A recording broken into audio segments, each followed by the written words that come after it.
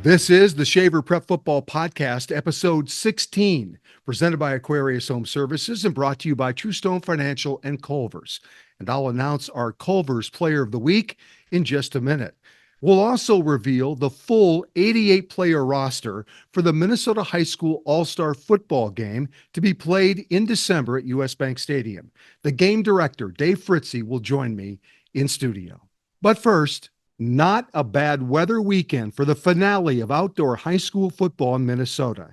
Now we move indoors to US Bank Stadium this week. I was at Osseo Thursday night when Blaine lost to Minnetonka 28-0 in the Class 6A state quarterfinals. The Skippers advance. And Maple Grove heads to the state semis undefeated in 6A after the Crimson crushed Edina on Thursday 42-12. The big class Final Four is set. And congrats to Anoka, who knocked off Lakeville North and will face Minnetonka in the semis. Shakopee will play Maple Grove. I was at Orono High on Friday, where two unbeaten teams matched up in Class 2A. Jackson County Central versus Norwood Young America. JCC won big, but lost star player Roman Voss to a broken ankle, and he's out for the rest of the season. JCC will play undefeated Kimball area on Friday morning at 9 a.m. Kimball is making their first trip to the state football tournament since 1991.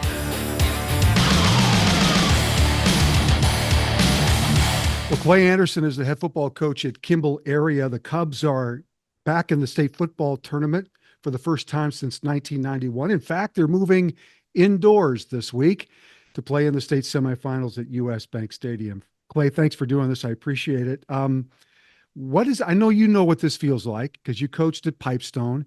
You had a couple of trips to the state finals. If it wasn't for Caledonia, we'd be talking about a different result. But for Kimball, for the community, for the program, for the players, this has got to be just massive.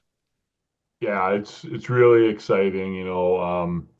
The town has just been so supportive, and the kids are they're doing great. The community's all behind them. The school's a buzz. It's really been an exciting year, and got a really special group of seniors that has made it that way. So it's been just super fun. So Friday night, Kimball area beats Moose Lake Willow River 38-0 to get into the state semis. You had not gotten out of the section semis in Right. 3 tries at Kimball. So you didn't even know what it was like to get to the section final with this team. So what was the difference maker this time around for your group? I think it started our banquet last year. I challenged them in front of their parents that everybody, all the returning starters, there's like 17 of them or whatever it was. I said, I want you all to get 20 pounds stronger. Simple goal. I said, if we get 20 pounds stronger, that's 340 pounds of that our team is going to be better. And they got to 560 pounds. Wow. So that to me showed me they were dedicated, that they put in some work, and into some of our players, it's so obvious the added strength because some of them gained 50 and 60 pounds of bench, and Wow. stuff. And we had 10 basically, even though they go both ways, 10 returning starters on both sides of the ball. So I knew the talent was there. We have athleticism all over the place, but it was that added strength that has made a huge difference because we're in a really hard section with Right. Holdingford and Eden Valley Watkins, and to get out of that, yeah, I tip my hat to the kids for putting in the dedication to do that. For folks that don't know, Clay coached at Pipestone. Like I said, they made it to the Prep Bowl a couple of times. You take over this program in 2020 during COVID. Previous to your showing up there, they had won 8 games in 7 years before you showed up. And during a stretch between the end of 2012 and 2017, this football program at Kimball had lost 42 consecutive games. They did Mhm. not know what it was like to have a program like they have now. How did you turn this around? And did the COVID year give you a chance to kind of take your time in building it only because there wasn't that pressure of having to get to state or having to there was no playoffs. Did that help or how did you do this? Yeah, it certainly gave us. I think gave the kids a taste, because we got like I think 7 games in that year, all over the place. Yeah. I remember we're playing late in November and we're only on our seventh game, whatever. But it gave us a taste of at least give the kids a taste of what I'm about and what they're about. And I went in there and just had some talent. Um, and they were junior, most of them were juniors, a few good seniors in there too. But we just talked about discipline, how we need to work on that. I think I probably practiced defense a lot more than they were used to in the past, and so we had some of those things, and then it's just basically running the program the way that I run, demanding the things that are important, as far as yeah, we're not taking any more cheap shots. That's out the window. We're not getting these penalties. That's out the window. And the kids that didn't do it, well, then they sat the rest of the time, and they Yeah. learned that very fast. Yeah. And I think that helped, get things going. That and the fact that those kids, and it's on them too, they have to buy in as well. And they really did buy in those first few years, especially, that first year. And that really helped get things going. So you talk about your defense. Your defense this year, 9 times has held your opponent to 8 points or less this Yeah. year. There's something really happening well with your defense right now. Yeah, and our biggest guy's 215 pounds too. We can move. That's the thing. We got kids that can run, and we've been quick. And I would say probably the best thing is with that added strength, we were a much better tackling team. Yeah. So we don't miss a ton of tackles. We missed a few last night, but we didn't don't miss a ton of tackles, and that really helps. And then we're quick. We don't. Uh, we're just not going to sit there and take it. We kind of move all over the place with some strategy behind it, but we just I think those are the biggest things. So you play a Friday morning game at 9 o'clock against Jackson County Central. How do you get ready to play football at 9 in the morning? Yeah, What's that's a good involved in that? question. I played at 11 before in the old Metrodome. I remember when I was the coach at La Center, we went to the prep bowl and had to play. I think we had to play at 11. That was early enough, but I told the kids get ready to get up at 4 o'clock because we're gonna have a team meal at 5, and then I said you can go on the bus, sleep again, and then when we get there and we'll do all this. It, I don't know that I've heard some coaches will get up and practice in the mornings to Yeah. make it this and that. I'm just thinking if we go to bed a little bit earlier, and then maybe if we just say, hey, we're just getting up and let's go, the adrenaline will kick in, and I think we'll be fine. So we'll see how it goes. You play a JCC team that lost their star player, Roman Voss, broke his ankle in the game against Norwood Young America. So he's out. How does that make them a different team as you scout them? Well, first of all, it's very sad that happened to Rome. And being at Pipestone, we battled with Jackson all the time and Tom, and he's a great football coach and a great mind. Yep. Uh, Jackson kids are tougher than heck, and they will be ready to go. I think Six is the guy that replaces them mostly, and he is a good athlete in his own right, and he Yep. will do just fine, but they're tough all over the place. And yes, I mean Roman's kind of the guy that makes him extra special because he can just flat out fly, and he's just that good, and so I do feel bad for the Vosses. And by the way, he has older brothers that could fly too in the past, So I mean, it's just I've been seeing Vosses all the time, so. But Tom will be ready for us, and I think Tom knows we'll be ready for them. But they're just so big and they're so physical and so athletic. They got great linebackers. They got cover corners. I mean, they just got it all. Last year when I watched them in the semis against Eden Valley Watkins, they were all juniors, and I knew they were going to be back and be tough. So we'll have our hands full, and we know that, but. We'll battle, and hopefully it's a good football game. Well, I'm sure it will be. Clay, thanks for doing this. I wish you nothing but good luck on Friday morning as Kimball battles in the state semifinals. Should be a lot of fun. Thanks for doing this. Oh, Randy, it's been a pleasure. My pleasure. Thank you. Well, this was the first football season with a new seeding system in place for classes 5A and below. Sections 1 through 4 in the south and 5 through 8 in the north seeded 1 through 4 and played amongst themselves in the state quarterfinals before crossing over this week in the state semis. Out of all the games played involving 4 seeds, only 2 advanced to the state semis. Parker's Prairie in Class 1A, and Albany in Class 3A. In Class 5A on Saturday, it came down to the strong leg of Gopher commit Daniel Jackson. His 32-yard field goal makes the difference. Alexandria wins 17-14 over previously unbeaten Armstrong to advance to the state 5A semifinals. Our Talk North Walk the Talk winners for the state quarterfinals are Cam Hungerholt of Leroy Ostrander. What a night for him. 471 yards of total offense and 7 touchdowns as the Cardinals advance to the state semis.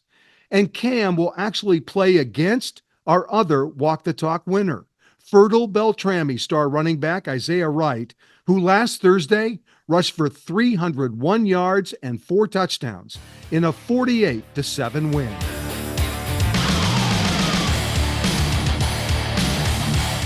Well, Isaiah Wright is the star running back for Fertile-Beltrami. They'll take on Leroy Ostrander in the 9-player state semis. Their game is set for Thursday, 4 o'clock at US Bank Stadium.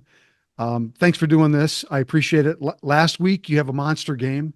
You've had a lot of monster games. 4 touchdowns in getting your team to the state semis. What was working for you? Sometimes a running back will say, yeah, this play was working all night long. Did you have one of those that was working?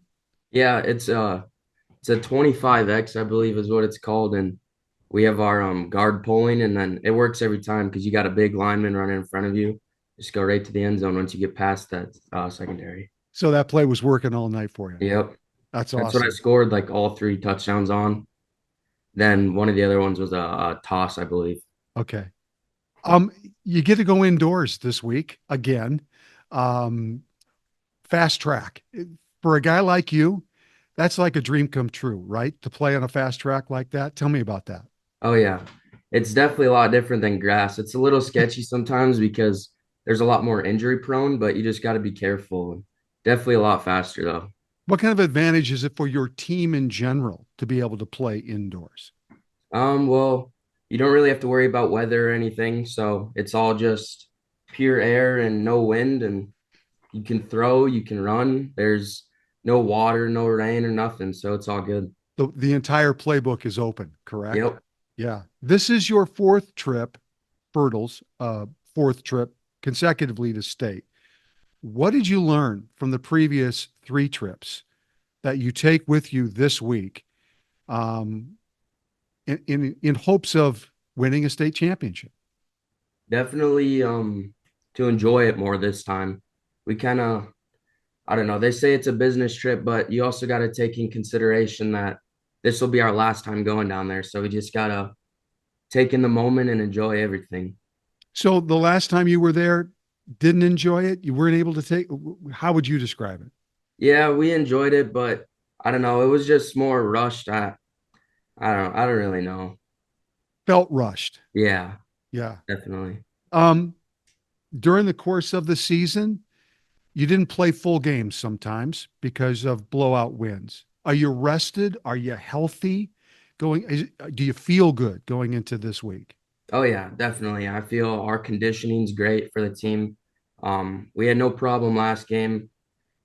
Previously, like first round of playoffs, I definitely wasn't used to playing full games, so that Yeah. definitely felt a lot different. But as we went on in playoffs, it definitely got a lot better, and I'm 100%.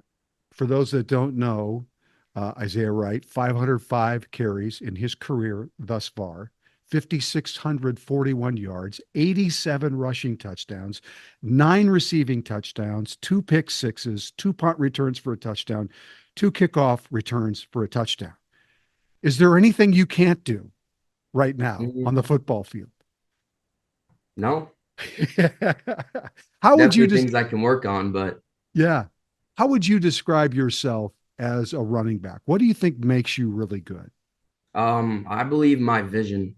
If you watch my tape, I mean, you'll see players coming from all over, and half the time I'm juking them out and they're running into each other. I mean, I think that's one thing that makes me a great running back. And I don't know if, yeah, that's definitely one thing I think I have. Well, one thing this week when you play against Leroy Ostrander is you get to go up against Cam Hungerholt, who's having a monster season, kind of like you. What's that going to be like? Because I know Fertile played Leroy back in 2021, lost the game 58-8. Um, they're loaded. You guys are loaded. What do you expect on Thursday afternoon? Definitely him. He's gonna get his 300 to 400 yards because that's just expected. He's a great athlete. During the summer, I met him at UND camp, and we were talking a little bit Yeah. about how we're both gonna have monster seasons and hope to see each other in the championship or at the dome, or I mean the bank. And now you get that chance. Yes, sir. Is he, how would you describe him as a player? What do you think makes him really good? He's similar to me. He's definitely got the speed, the vision. I mean, Yeah. I don't know. As a player, I like to we have this formation, it's called Joker. So I play quarterback and I definitely like it a lot better because you get that head start on everybody and you just as soon as you see a hole, you hit it and you're gone. And that's kind of what I've realized watching him is they just do the little RPO. He sees a hole and he just hits it and he's gone. Great athlete. Kind of like a wildcat formation where Yep. you get a chance to run the ball. Is college football in your future? What's the latest with that? Yeah, I'd like it to be, but to be honest, I don't have much interest. So, which I don't know, a lot of people find shocking, but I don't know Why? if it's because I am a nine-man program and we don't have the best competition, or if it's because I was committed to UND and then decommitted. So, I'm not 100% sure what's going on there, but hopefully I know God has a path for me and he'll get me to where I need to be. Well, I appreciate your honesty. I appreciate you doing this. It's going to be a fun game on Thursday afternoon, 4 o'clock, US Bank Stadium, Fertile-Beltrami against Leroy Ostrander. Isaiah, thanks for doing this. Good luck. Thank you very much. When I met Jeff, the owner of Aquarius Home Services, I got it. He started the business in 1987 with one goal in mind: great customer service every single time. It's not a buzz phrase. Customer service is at the heart of Aquarius Home Services.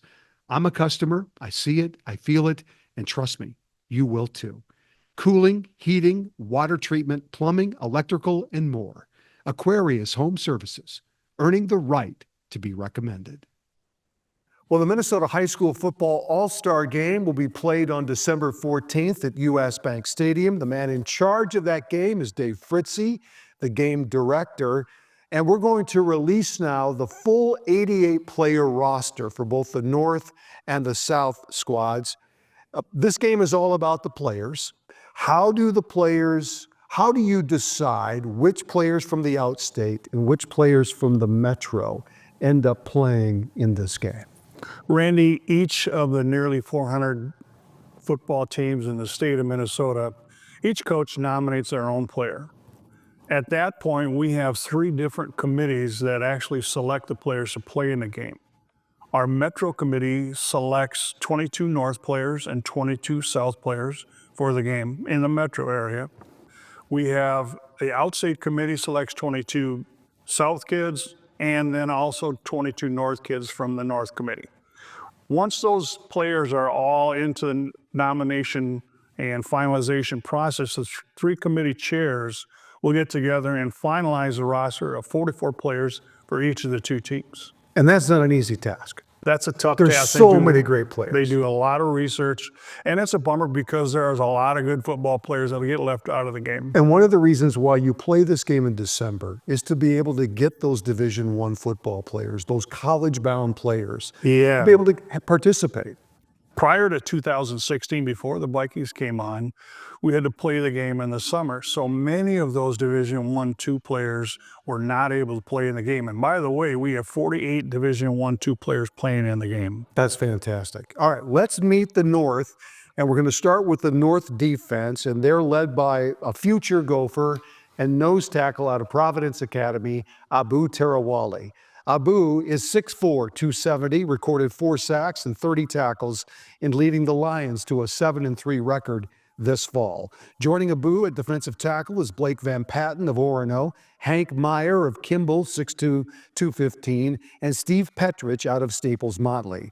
The North defensive ends, Michael Bruggers out of Champlin Park. Theo Thomas of Totino Grace is heading to Northern Iowa to play college football. Aiden Adamski of Hermantown will play college football for St. Thomas. And Ryan Carroll out of Park Rapids. The North linebackers are led by Maple Grove inside backer Jacob Urbanik, one of the top defensive players in the state. He's headed to NDSU. Joining Urbanik at inside linebacker for the North is Caleb Weichel out of Andover, 6'2", 220. Chase Evnick out of Hancock, 6'5", 240, headed to NDSU. And Rain Battle of Moorhead led the Spuds in tackles this year. The outside linebackers for the North, Mason Larson out of Ada Borup. Owen Theogas of Moorhead headed to North Dakota. And Ryder Velasic out of Rogers. The North defensive backs are led by the rangy number 2, Josiah Young out of Totino Grace. He's 6'3", 175, headed to Northern Iowa on scholarship. Joining Young is Dylan Vocal out of Maple Grove, 6'2", 200, headed to NDSU to play college football. Marshawn Carlvin of Centennial. Grant Tyluki out of Ricori, who's going to North Dakota for college football. And 2 more in the defensive backfield, Gannon Bolgreen out of Barnesville at 6', 170, and Owen Shervestead out of Red Lake County. That is your North defense. We'll introduce the offense in a minute, but Dave, head coach for the North, who gets the honor this year? Coaches are chosen, Randy, in March by a selection committee that usually meets at the MFCA clinic. This year's North coach is Mike Diggins from Centennial. Mike's team won the state championship in 6A last year, and Mike was the 6A coach of the year as well. Well, congratulations to Mike. The Minnesota Vikings are a big part of this game. Can you explain to the folks out there, not only are you using their stadium on December 14th, but it's more than that. They do more than that. We have been so fortunate to gain them as our sponsor. Prior to 2016, we had coaches and players and parents and other sponsors contribute money for the game. In 2016, when the MFCA co-sponsored the game with the Vikings became the sole financial sponsor. It allowed us to move the game from the summer to the winter at US Bank Stadium, and it's just been a great hit.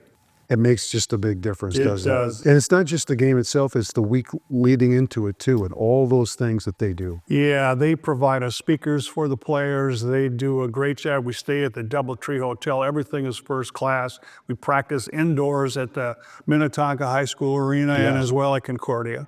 Fantastic. All right, let's meet the North offense, and they're led by Armstrong's outstanding running back, Kevon Johnson, one of the top rushers in the state.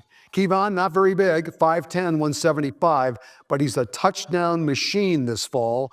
35 TDs through 10 games. He is a game breaker. Joining Johnson in the backfield for the North, Charles Lingama out of Maple Grove, a North Dakota commit.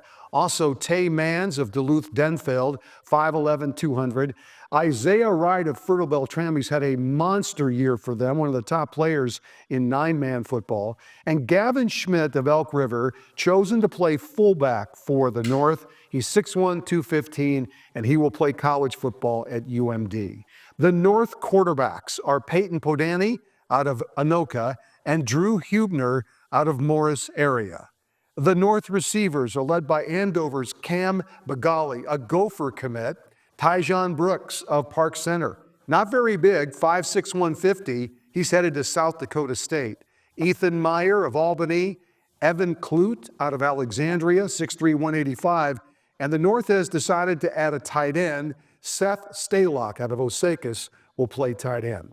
On the offensive line, the big guy, number 59 for Buffalo, Ryan Babbitts, will lead the North offensive line. He's 6'4", 280, headed to NDSU. Joining Babbitts at tackle for the North is Jeffrey Akwuba of Stillwater, Jacob Lane of Pequot Lakes, and Big Gavin Wang out of Annandale. This is Wang on the left in the green shorts during practice this year, 6'7", 265, an NDSU commitment, an outstanding two-way player. The North has 4 guards, Big Luke Pappas of Armstrong, a 4-year starter for the Falcons at 6'3", 265, heading to UMD. Anias Dotson out of Minneapolis North, Brandon Mugg of Uppsala Swanville, and Ryan Brinkman out of Detroit Lakes. The North centers on the offensive line, Stepan Laschak of Forest Lake, and Logan Carlson out of Chisago Lakes. The North kicker is a Gopher commit, Daniel Jackson out of Alexandria. He's going to be fun to watch in this game. So that's the North offense, and we've named the North defense. We're going to take a short break, and when we come back, we're going to meet the South for the Minnesota All-Star football game. I was visiting with my friends over at Truestone Financial the other day, and they're just a warm and welcoming group. They're known as the Neighborhood Credit Union, and I think that's the best way to describe them. When I'm at Truestone, I feel like I'm chatting with my neighbors. Combine that personality with a full menu of services and a lot of financial expertise, and you have a winning combination. Whether I need a checking account, a car loan, even a mortgage, I know I'm going to be working with smart, friendly people. With 23 locations in Minnesota and Wisconsin, you're not far from a Truestone neighborhood. Visit a branch near you or learn more at truestone.org. Truestone is an equal housing opportunity lender. Welcome back in studio with Dave Fritzy, the game director for the Minnesota High School All-Star football game to be played December 14th at US Bank Stadium. We're about to meet the South team in just a moment. Tell everybody the dividing line, because this game has been in different formats throughout the year, but you've got a clear dividing line across the state of Minnesota. Yeah, it's an easy one so that people know where they're going to be. If you go to the Wisconsin border on Highway 94, you take that all the way through the cities and then hook up with 394 and continue west on Highway 12 to the South Dakota border. That's the dividing line. If you're north of that, you play for the North team. If you're South, you play for the South team. And the interesting thing is there's a lot of schools that are just barely on the north or south side of that line, but that's where you play. All right, very good. So that's how the North and the South are divided as far as geographically concerned. All right, let's meet the South, and we're going to start with the South defense, led by Stewartville's Grayson Schneider. He leads the way at 6'2", 250, heading to Montana State, outstanding player for the 3A defending state champions. Also on the South, at defensive tackle, is Max Coles of Shakopee, a South Dakota commit. Avon Dorville of St. Thomas Academy, 6'1", 270. For the South defensive ends, Chaska's Josh Weidel, a South Dakota State commit. Also at D-end, Reese Hunt out of Lakeville North, Bo Bakken of Hills Beaver Creek, and Caleb Curdy out of Goodhue. The South outside linebackers are led by Carter Kleinsaucer out of Mount Westaka. If that name is familiar, his dad is the former Viking player, and so Carter makes the team. Also at linebacker, Damian Devine of Holy Angels, headed to Villanova for college football. Blake Davison of Owatonna, and Gopher commit Ethan Stendel of Caledonia. The South inside linebackers, Dylan Hudgens of Minnetonka, headed to South Dakota. Michael Neighbor of Shakopee, 6'2", Frank Makinich of Mankato West, headed to North Dakota, and Blake Schultz of Pine Island is 6'3", 225, headed to NDSU. The South secondary, super talented. Trill Sorrell of Edina going to South Dakota State. Brody Miller of Shakopee also committed to South Dakota State. Bo Bachman of Lakeville South is heading to the University of St. Thomas. And Demarius Russell of Waseca also going to South Dakota State. They have 3 guys in the secondary on the South, all going to play college football for South Dakota State. One of the greatest athletes in this all-star game, in my opinion, is Cam Hungerholt out of Leroy Ostrander in 9-player football. Through 10 games at quarterback, he's accounted for over 4,000 yards of offense and 53 touchdowns, and he's headed to Minnesota State Mankato to play college football. By the way, Cam has 4 interceptions as well and 65 tackles. Joining him in the South defensive backfield is Parker Wangan, a great two-way player for Stewartville, also a future Maverick, and Ben Deline of Jackson County Central. So that is the All-Stars for the South defense. And Dave, let's talk about the head coach for the South. Who gets the honor this year? The head coach this year is Cullen Nelson from Chanhassen. His team won the Class 5A state championship last year, and he was also the coach of the year for 5A last year. We've got two great Fantastic. state championship coaches. And of course, do they pick their own coaching staff, or is that chosen for them for the That's All-Star selected game? too by the selection committee that meets in March. Fantastic. Now, the players report. They get a few days of practice. What does that look like heading into the All-Star game on December 14th? They report to practice on Wednesday, December 11th. And they report to the Doubletree Hotel, where they'll stay for all 3 nights. They'll do 2-a-day practices, Wednesday, Thursday, Friday. On Wednesday and Thursday evening, the Vikings provide us with speakers, guest speakers, that talk about things like responsibility and integrity and leadership. Fabulous.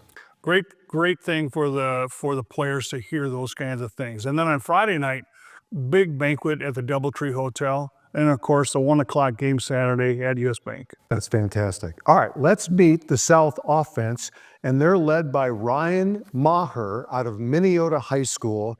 Maher is a star running back for the defending 1A champions. Through 10 games, over 1,400 yards rushing and 30 touchdowns in limited duty, because Minneota has been winning by such large margins that Maher has not had to play full games. The South has 5 talented running backs. Elijah Rumpf of Eden Prairie.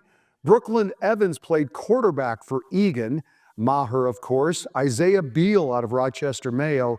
And Elijah Johnson of Fairmont, who's headed to the University of St. Thomas. The 2 quarterbacks for the South are Riley Grossman out of Lakeville North, and a very talented player, and Gandon Gosh out of Mankato East. The South receivers are led by the Cal commit, Meyer Sweeney out of Edina, one of the best to come out of Minnesota in a while. Joining him is Brock Wyant out of Farmington, who committed to Northern State, Greg Kennedy of Fillmore Central, great athlete, and Nolan Ginsky, an outstanding 2-way player for Owatonna. Byron's 2-way player, Colin Hansen, a Gopher commit, makes the South roster at offensive tackle. He's also a devastating defensive end at 6'7", 230. Joining Hansen on the offensive line is Yahya Youssef out of Minneapolis Washburn, Caleb Kaori out of Two Rivers High School, and Jake Alex of Marshall, who's 6'4", 280, headed to Bemidji State. The South guards are led by Jake Bauer of Eastview, headed to the University of St. Thomas, Nathan Dobbs of Hopkins at 6'5", 300, Jacob Stevens out of Chatfield, and Kyler Burmeister out of Watertown Mayor. The 2 centers for the South are Peter Hebert, he plays for Chanhassen High School, and Hank Arts out of Fairmont, who's headed to Bemidji State. And the South kicker is the guy out of Eastridge, Luke Ryersey, who made this 56-yard field goal this fall, the second longest in state history. He's headed to play for the Gophers. And that is the South roster. We've named the North and we've named the South. The game is December 14th at US Bank Stadium. Dave, how can people get tickets if they want to go to the game? You can go directly to our website at allstarfootball.org and click on game tickets, or you can go to vikings.com and do the same thing. Adult tickets are $18 and student tickets are $8. Fantastic. Yeah, it's going to be a great game. Hey, it's always great to see you. Thanks a lot, for doing Randy. this. Appreciate it. We're going to take a short break. We'll be right back. We all have go-tos, right? Well, mine is Culver's, and all you have to do is look at my social media for proof. I eat at Culver's almost every day, and I love matching my order number to a star athlete.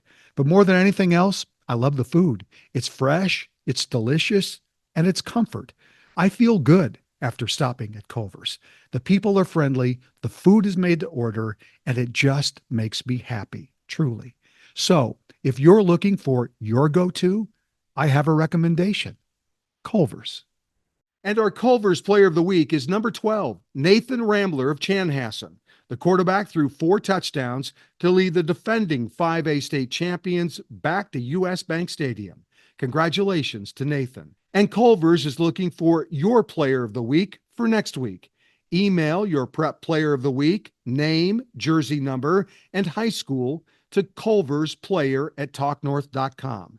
The winner chosen gets either a free Butterburger or concrete mixer from Culver's. Springfield High School scored 2 touchdowns in the final 3 minutes 10 seconds to beat Goodhue Thursday night in the state quarterfinals 20-14. It was Goodhue's only loss of the football season. But this story isn't about football. It's about a football mom, Beth Carlson, and her battle with cancer, which started in January and ended with her ringing the bell right when the playoffs started last month. Beth's son, Jack, is a junior linebacker and running back for Goodhue. He's a good player, but I'm sure he learned what strength is, what having faith is, what it means to believe by watching his mom. Congratulations to Beth. She's in remission, and here's hoping there's a lot of great days ahead. The state football semifinals kick off on Thursday at US Bank Stadium. 10:30 in the morning, Becker against Marshall. 1 o'clock, Mountain Iron Buell against Hills Beaver Creek. Also in 9-player, Fertile-Beltrami against Leroy Ostrander, and Minnetonka against Anoka to finish off Thursday night in 6A. On Friday at US Bank Stadium, a 9 a.m. start, Kimball area, Jackson County Central. Orono plays Totino Grace. Totino Grace beat Orono in the regular season 11-8. Elk River takes on the defending champs in 5A, Chanhassen. In Class 2A, Chatfield will play Staples Motley at 4:30. And the nightcap on Friday, a 7:30 start, Maple Grove against Shakopee in 6A. And on Saturday, 9 a.m. start, Springfield and Mahnomen-Waban in 1A, followed by the defending champs, Minneota against Parker's Prairie. Pequot Lakes will take on Dassel-Cokato at 2 in 3A. Stewartville will play Albany at 4:30. Stewartville, the defending champs. And Owatonna will play Alexandria to close out the state semifinals at US Bank Stadium. Next week on this show, the man behind the sports column, Football Across Minnesota. Star Trib writer Chip Scoggins will join me. Plus, we recap the semifinals and preview the Prep Bowl in Minnesota football. For producer Alex Haugen and the great folks here at Talk North, thanks for watching and listening, and we'll see you next week.